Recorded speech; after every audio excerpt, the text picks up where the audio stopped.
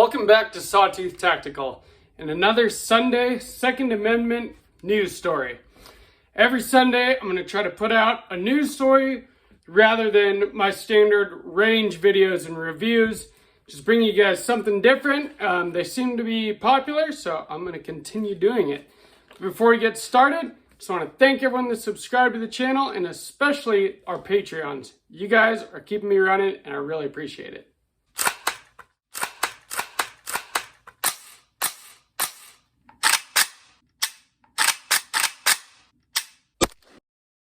So this one I like a lot. A lot of you have probably seen videos from some other gun YouTube channels about Smith & Wesson's response to the left trying to vilify gun manufacturers and law-abiding citizens. And as we know, some of those manufacturers went before the committee and kind of let us down a little bit. Now, I'm not here to talk bad about any of those manufacturers because I've owned some of their products. And I believe they had to do what they had to do. But Smith & Wesson stepped up to the plate, and we have to support the gun manufacturers that support us as law-abiding gun owners. And I just really like what the CEO of Smith & Wesson did here, and I'm going to continue to support Smith & Wesson. I've got a couple of Smith & Wesson firearms right here, and I've been very happy with them. So let's get to it. Smith & Wesson fires back at politicians demonizing gun makers' Second Amendment. Smith & Wesson took to Twitter to hit back at politicians in the media for suggesting that the gun manufacturer and not the policies they support were responsible for rising crime rates nationwide.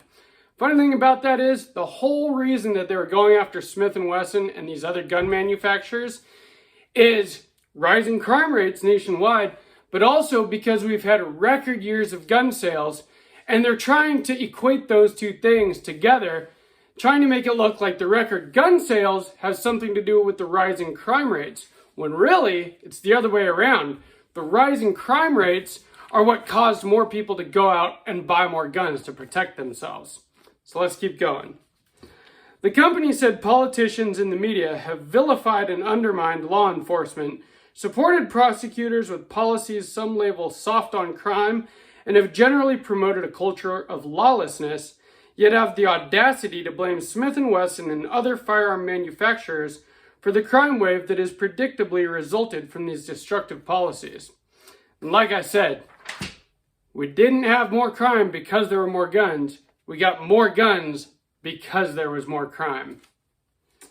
They are the ones to blame for the surge in violence and lawlessness, and they seek to avoid any responsibility for the crisis of violence they have created by attempting to shift the blame to Smith & Wesson, other firearm manufacturers, and law-abiding gun owners. And there you have it, law-abiding gun owners. You can't blame lawlessness on people that are law-abiding. And the gun owners that I know are very law-abiding citizens. In fact, generally more so than other people. We have a responsibility to be safe and to abide by the law as gun owners, because that's what you have to do. So let's keep going. Smith & Wesson argued that cities with soft on crime policies and the strictest gun laws are the same ones suffering from violence.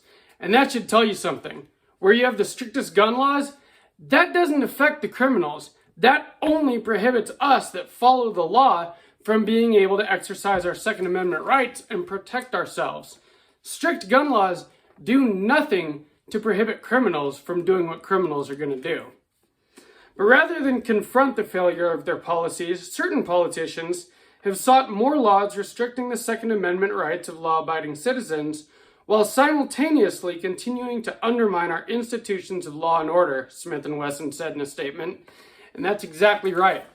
When their liberal policies fail, they need someone to blame. And why not blame us? It seems to be an easy scapegoat for them.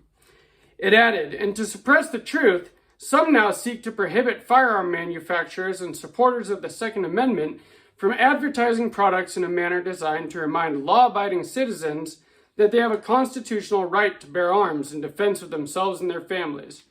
And that's exactly the thing. These people don't want us to have the Second Amendment, to have a constitutional right to protect ourselves and our families. It scares them and it makes them sick. And unfortunately for them, we do. This is America, the land of the free. The statement came after CEOs from several major gun manufacturers appeared before the House Oversight Committee last month to discuss whether they bear any responsibility for the mass shootings that have taken place in the U.S. And that's what I'm talking about. Other gun manufacturers, I'm sure you know who I'm talking about, that went before the House Oversight Committee. And in the eyes of a lot of responsible gun owners, they threw us under the bus. I also believe they're in kind of a tough position, but you know what Smith & Wesson did? They said, screw you, and they didn't show up. The hearing followed a letter committee chairwoman, Representative Caroline Maloney, Democrat from New York, had sent to CEOs earlier in July requesting that their companies submit revenue and profit data from sales of weapons that are similar in AR-15 semi-automatic rifles, in addition to how much money they spend per year on lobbying and NRA contributions. Like that matters. These are for-profit companies, and they are allowed to make a profit. And you know what? They're making record profits because these Democrats that run these cities that have all this high crime have made people believe that they can't trust law enforcement to protect them anymore. And I'm not saying you can't trust law enforcement. I'm just saying that you have to take a responsibility to protect yourself. And people have been realizing that the last couple of years. And so they've been going out en masse and buying firearms because that firearms are the best tool to protect yourself and your family. Now, I just want to say, in support of Smith & Wesson, M&P 2.0, this is maybe my favorite pistol. I absolutely love this thing. And this rifle right here, this was my first AR-15, a Smith & Wesson M&P 15 Sport 2. Obviously, I've changed just about everything on it just to make it a better, more tactical rifle. But the rifle is a Smith & Wesson M&P, and it has been 100% reliable, and I trust it to protect myself and my family if it comes down to it. So I'm really happy that I have supported Smith & Wesson and that they are supporting us as law-abiding gun owners. Now, if you enjoyed this video at all, please like, subscribe, share, leave me a comment. What do you think about the CEO of Smith & Wesson and what he has said and how he has stood up for us and for the Second Amendment? I would love to hear from you guys. Please check down below. I've got an Amazon affiliate account.